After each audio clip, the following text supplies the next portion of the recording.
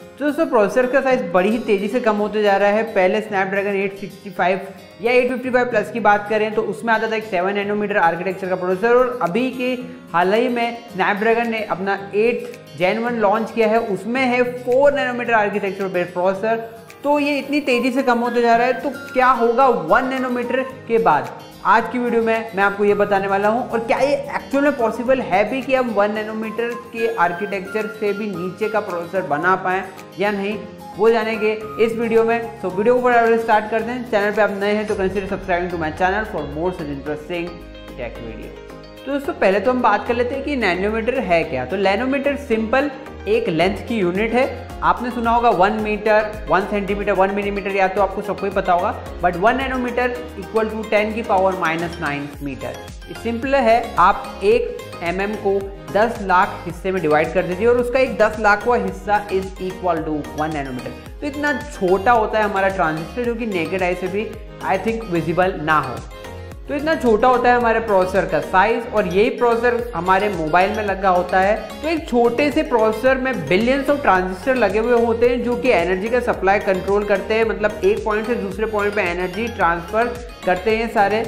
और ये on off की पोजीशन में होते हैं और एक स्पेसिफिक पैटर्न फॉलो करते हैं कि किसको किस टाइम पे ऑन होना है और किसको किस टाइम पे ऑफ होना है, जो कि सेमीकंडक्टर इलेक्ट्रॉनिक्स में बहुत ही पॉपुलर चीज़ है और पढ़ाई भी जाती है। दोस्तों जब भी आप ऐसा पढ़ते हैं किसी मोबाइल के स्पेक्स देखते टाइम कि it is based on this 4 nanometre architecture और 5 नैनोमीटर आर्किटेक्चर, तो उसका मतलब ये होता है कि जो दो ट्रांजिस्टर्स है जो लगे हुए हैं प्रोसेसर में, उसके बीच की जो गैप है वो डिपिक्ट करता है 7 नैनोमीटर या 5 नैनोमीटर या जो भी उसमें लिखा हुआ है। तो इसका मतलब यही होता है कि जितना आपका क्लोज होगा उतने आप ज़्यादा ट्रांजिस्टर भर पाएंगे आपके प्रोसेसर में, और उतना ही वो पावर एफिशिएंट हो जाएगा, क्योंकि उतना ही इलेक्ट्रॉन्स को कम मेहनत लगेगी एनर्जी ट्रांसफर करने में from one transistor to another transistor. तो दोस्तों ये तो बात होगी नैनोमीटर की और कैसे डिज़ाइन होता है एक प्रोसेसर।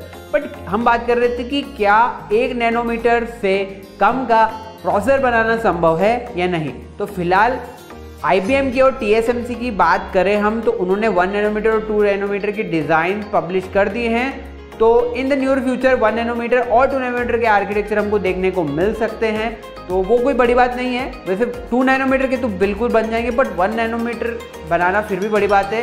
वो इतने में नियर फ्यूचर में हमको देखने को नहीं मिलने वाला। उसको देखने के लिए हमको वेट करना पड़ेगा, क्योंकि वो एक बहुत ही कॉम्प्लेक्स प्रोसेस है बनाने की।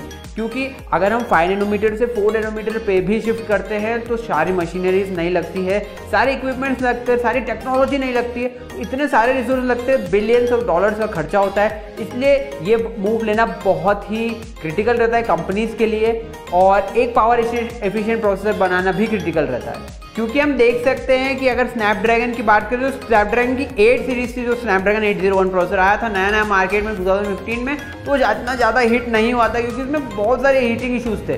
तो वही एक चैलेंज रहता है कंपनीज के लिए भी कि वो कैसे पावर एफिशिएंट प्रोसेसर बना पाएँ। इसलिए बिलियंस ऑफ डॉलर्स का खर्चा होता है इस R&D में। तो 1 नैनोमीटर के बाद क्या आर्मस्ट्रॉन्ग और पिकोमीटर जैसी यूनिट पॉसिबल है प्रोसेसर के केस में? तो अभी के लिए आंसर तो मेरा ये होगा कि नहीं पॉसिबल है। 1 नैनोमीटर पे हमको अभी सीमित होना पड़ेगा, क्योंकि हम ट्रांजिस्टर्स में सिलिकॉन मटेरियल यूज़ करते हैं और सिलिकॉन का एटम साइज होता है 0.2 मीटर, तो बहुत ही छोटा एटम साइज होता है। तो 1 नैनोमीटर से कम के आर्किटेक्चर का प्रोसेसर को मैन्युफैक्चर करना एक बहुत ही बड़ा चैलेंज होगा कंपनीज के लिए। इसलिए मुझे तो नहीं लगता है इन द नियर फ्यूचर और इन द फार फ्यूचर ये पॉसिबल है। हमको कुछ नए एडवांसमेंट्स करने पड़ेंगे टेक्नोलॉजी में, तभी जाके ये पॉसिबल हो पाएगा। जैसे एग्जांपल के तौर में अगर हमको 1 नैनोमीटर से नीचे जाना है तो हमको एक टेक्निक का यूज़ करना पड़ सकता है, लाइक क्वांटम कंप्यूटिंग। अगर वो आप नहीं जानते तो इस वीडियो में मैं आपको वो भी बता दूंगा। क्वांटम कंप्यूटिंग में अनलाइक बाइनरी, जो बाइनरी में 0-1 चलते हैं, क्वांटम कंप्यूटिंग में 0-1 के फॉर्म में डेटा स्टोर नहीं होता है। क्वांटम कंप्यूटिंग में 0-1 और दोनों 0-1 तीनों के फॉर्म में डेटा स्टोर हो सकता है। तो बहुत ही फास्ट प्रोसेसिंग है, उसकी ऑपरेटिंग भी अलग है, और वो स्पेसिफिकली अभी सुपर कंप्यूटर्स तक ही लिमिटेड है। तो अगर हमको 1 नैनोमीटर से कम के आर्किटेक्चर का प्रोसेसर बनाना है तो हो सकता है हमको क्वांटम कंप्यूटिंग को अकाउंट में लेना पड़े, और हमारे पर्सनल कंप्यूटर्स में भी हमको सुपर कंप्यूटर्स की प्रोसेसिंग लाना पड़े। दोस्तों जैसा कि हम जानते हैं कि सुपर कंप्यूटर्स बहुत ही महंगे होते हैं, और अगर क्वांटम कंप्यूटिंग उनमें और हम वो पीसी में लाना चाह रहे हैं तो पीसी का ऑब्वियसली खर्चा बढ़ जाएगा, मोबाइल का खर्चा, स्मार्टफोन का खर्चा बढ़ जाएगा। ऐसे में ये सॉल्यूशन मेरे हिसाब से फिजिबल नहीं होगा। आपको क्या लगता है कमेंट सेक्शन में प्लीज़ मेंशन कीजिएगा कि क्या सॉल्यूशन फिजिबल है अगर कंपनी मैन्युफैक्चर करना चाहती है 1 नैनोमीटर से कम के आर्किटेक्चर का प्रोसेसर। और वीडियो अच्छी लगी तो please consider subscribing to my channel for more interesting tech videos. मैं आपसे मिलूंगा ऐसी अगली इंटरेस्टिंग वीडियो में, जब तक के लिए बाय बाय।